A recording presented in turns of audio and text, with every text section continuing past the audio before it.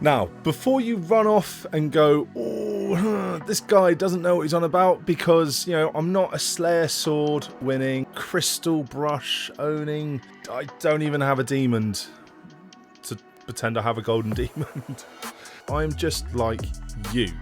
Now, if you have also been absolutely terrified of painting non-metallic metals, I have to say you're going to want to watch this video, because I've given non-metallic metal gold my first attempt.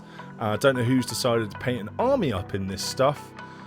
I don't know who hurt you, but it's going to be okay. So anyway, I grabbed some of my original, very first box of Warhammer stuff, and that is the Last Alliance Lord of the Rings stuff. And I grabbed my High Elves because I know they wear golden armor. I thought, let's give this a go. Is this box, this A&K box, going to tell me the absolute God's truth that this is how to paint it? Anyway, I'm that much of an enthusiast that all my paint pots that I like to clean my brushes in are actually cheesecake pots. So I guess while I'm heating my cheesecake, let's probably watch the video. Go on then.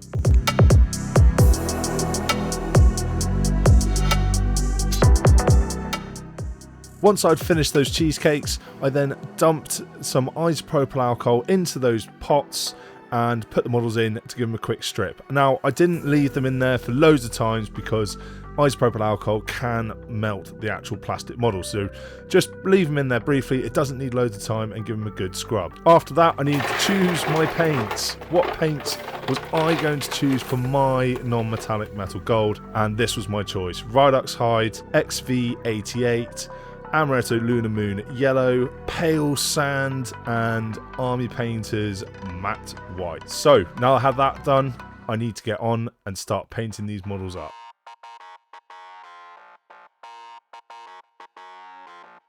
So the way that I'm going to do this is down in that bottom left hand corner you will see either the words rigged model, and that will be my own recipe, my first attempt. And this is, I'm being honest, this really is my first ever attempt at non-metallic metal. This is only just going off of from things I remember hearing in videos, and also just sort of that standard basic sort of paint explanation of start at the darkest colours and work your way up to the brightest colours. Seems obvious, doesn't it? And then if you see down in that left hand corner, AK model, that is following the instructions and the preset paints and method of applying them. And then I think at the end of this video we'll take a vote down in the comment section. So if you guys can let me know down in the comments which one you actually think looks better. Is it my give it a go, see what happens attempt, or the actual laid out, went out, bought a box, probably paid more than I should have for these paints just to get that little instruction manual? So let's get going. And as you can see here, I'm starting with my darkest colour on that armour, which is the Redux Hide. And for the AK non-metallic metal kit, we are starting with a nice base coat of a mid-tone. Well, what I would have thought would be a mid-tone of Sahara Yellow. So yeah, cool. Let's they're the professionals. I'm not going to question their methods. I'm just going to do it. What I found with this paint as well is that its coverage was pretty good, although it did need 2 or 3 coats in a couple of places just to get full coverage. Apart from that, very nice paint. So now that we're back onto my personal choice of paints, we're just doing the XV88, and what I'm trying to do is leave a lot of the Redux Hide in the recesses and just start adding this on as a highlight, covering probably about 80 to 90% of the paint that we've just put on, but you still want to be leaving the Redux Hide in the corners and in those deep recesses, so down in the deep ridges. That's where we want to be sort of leaving the Redux Hide to be able to show through for later. So, looking back at my instructional guide, it's telling me to apply ivory, the brightest highlight? Well, this just makes no sense to me. So we started with a mid-tone, and now we're going to our brightest colour. Okay then. That's what we should do. So this wants me to put the brightest highlight down as a base in which to work off of, is what I'm now assuming, because I've never tried to put my highlights in as my second layer. Righto, as I just said, they're the pros.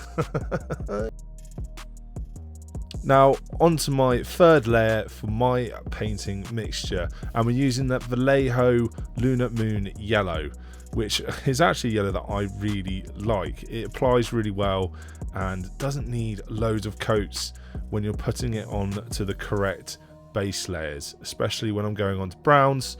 As you can see here, it's adhering really nicely. I don't have to keep going back over and potentially ruining where I'm missing out on going into the recesses. So once again, we're pushing up this colour and we're making it start to look a little bit like an Imperial Fist, but more along the lines of gold, I hope. Now at the same time, over on our AK model, it now wants us to add in another mid-tone. Yes, we're going for sand yellow this time, and it wants us to cover 80% of everything that we've already painted. And it also says that you don't need to worry about achieving perfection, even coverage. Just worry about getting the paint on. Now that is some inspiring words. So that's what I'm going to do. Sod the even coverage, sod everything else. 80%, here we go.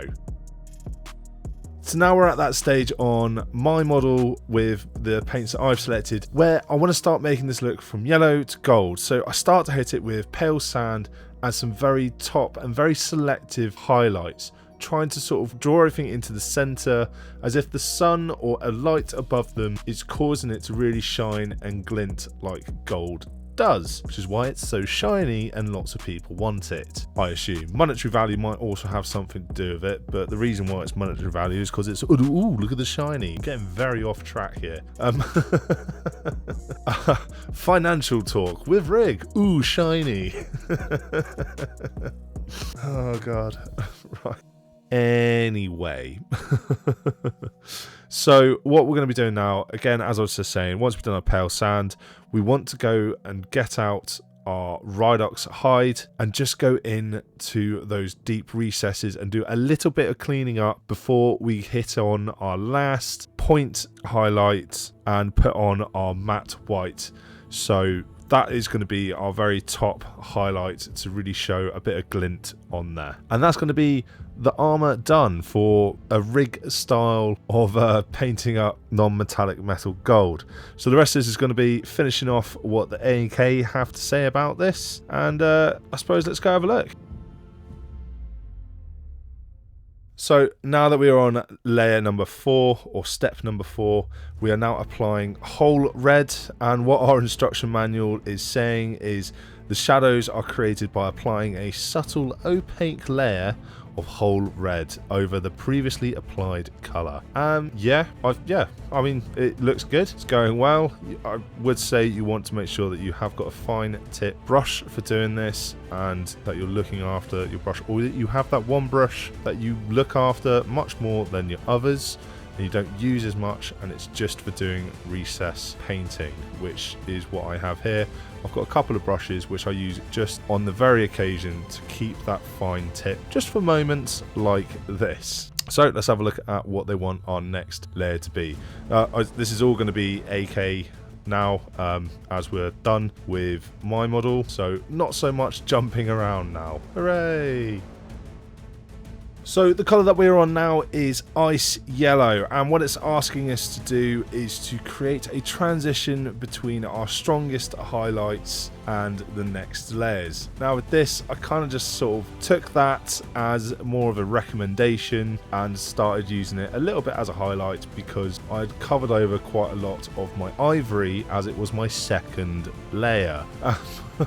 So I had to sort of make do and try and recreate that ivory using my ice yellow.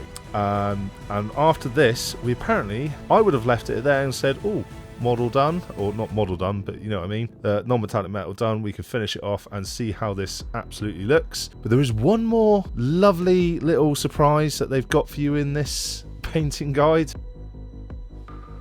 So that last step that it wants you to add in amongst all these yellows and ivories and white is Purple. Yep, purple.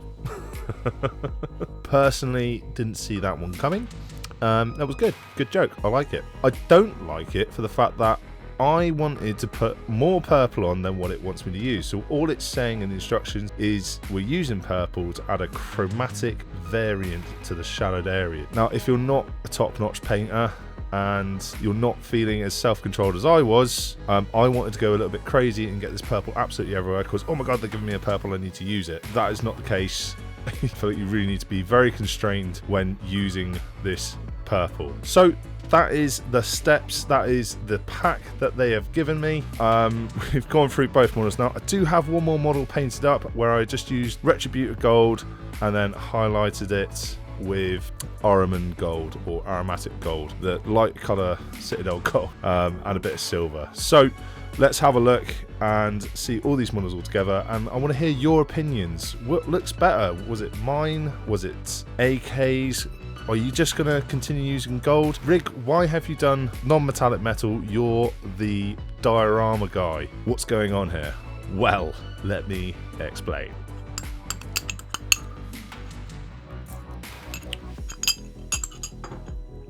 Oh. Don't mind me. So basically, the reason why I'm doing this non-metallic metal is because I really want to improve my painting skill, but I don't want to just be spoon-fed it all the time. I don't want to be constantly looking up painting guides, this, that. I want to just sort of know, can I look at something, look at the challenge and overcome it without any exterior need? And yes, that does sound pretty counterproductive, me running a YouTube channel trying to show you guys the cool thing, but it also works with display models. When I'm using just one model, I want to be able to paint that up to the best of my abilities to show it off in a nice little wanna. And also, with the simplest answer in NATO going, it's my channel and I can. So with that being said, guys, don't forget to like, subscribe, hit the bell button if you want to see more. Here's some dioramas if you missed those. I want to go back and have a look at some of my cool stuff. See you in the next one.